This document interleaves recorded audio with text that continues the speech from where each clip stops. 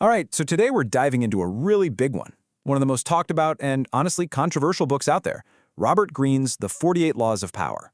Now, you've probably heard of it. Is it a sinister guide for manipulators, or is it more of a practical, maybe even necessary, handbook for getting by in the world?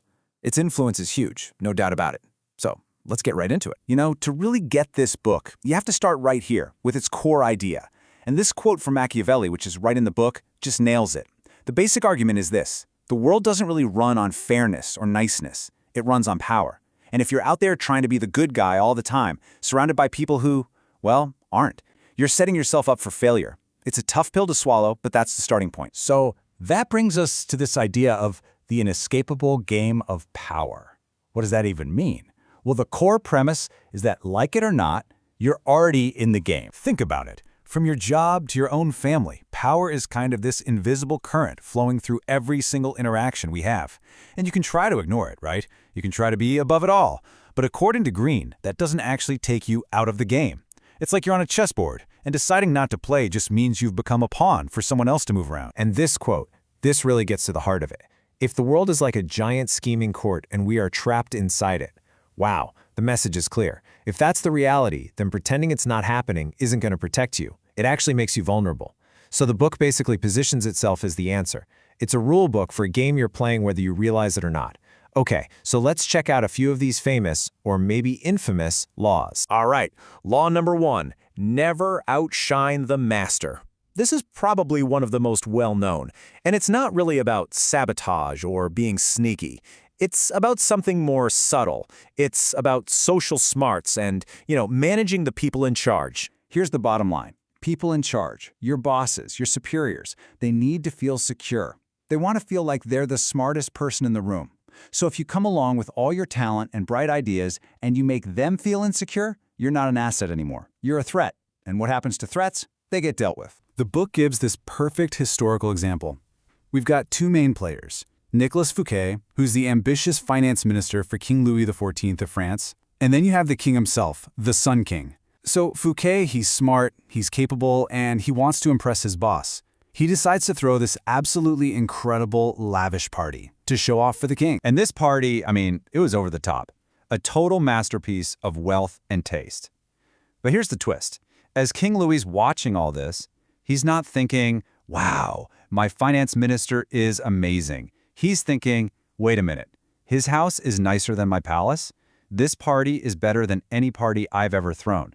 Fouquet wanted to impress the master, but he made a critical mistake. He outshone him. And the fallout was fast and brutal. Almost immediately, Louis had Fouquet arrested on fake charges. He spent the rest of his life in prison. And who did the king replace him with? A guy named Colbert, who was known for being, well, kind of bland and unremarkable. Totally not a threat. The lesson here is crystal clear, right? Make your boss look good, you're golden. Make them feel small, and you're done. Okay, let's shift gears to a totally different kind of law. Law number 7, let others do the work.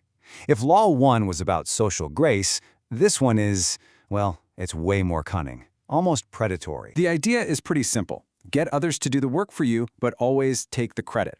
It's about understanding that real power isn't about grinding it out yourself. No, it's about using the smarts, the knowledge, and the hard work of other people to get ahead.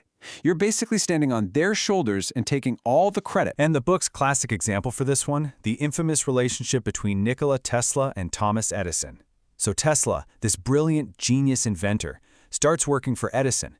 Edison makes him a huge offer, $50,000, which was a fortune back then, to completely redesign his inefficient dynamos. Tesla works like a dog, solves the problem completely, and when he goes to Edison to collect his money, Edison just laughs in his face. He literally said, "Tesla, you don't understand our American humor." So Tesla's genius basically creates the AC system, the very foundation of the modern electric grid we use every single day. But he died pretty much broke without getting the credit he deserved. Edison, on the other hand, was a master of PR, a master of taking credit. So while Tesla's ideas power our world, whose name do we all know? Edison's. He got the credit, and with it, he got the power. All right, now we're getting into the really ruthless stuff. This next one, Law 15, crush your enemy totally. This is where the book shows its sharpest teeth, arguing that sometimes being merciful is the single biggest mistake you can make. The logic is brutal, but it's simple. Leaving an enemy standing, even if they're weakened, is like stepping on a snake but not finishing the job. What's it going to do? It's going to recover, it's going to remember what you did, and it's going to wait for the perfect moment to bite back, probably harder than before. For this, we go to ancient China and a story about two rival warlords, Xiang Yu and Lu Peng. They're fighting for total control. Xiang Yu is this incredible, fierce warrior, but he has a soft spot. He's merciful. Time and time again, he gets his rival Lu Peng cornered, and every single time, he lets him go. Lu Peng, not so much. He was patient, strategic, and understood that ruthlessness was part of the game. And at one point, Lu Peng's advisor gives him this chilling warning about his rival. To let him go would be like rearing a tiger. It will devour you later. Just think about that.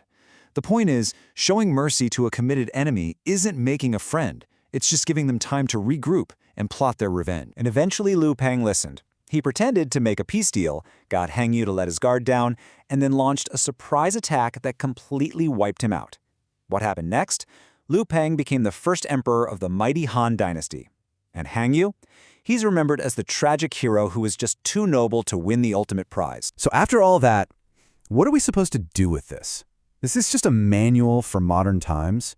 I mean, a lot of these laws feel like they're from some ancient, brutal world, but the whole point of the book is that they're not ancient at all. They're timeless. And that really brings us to the central question, the big debate about this book.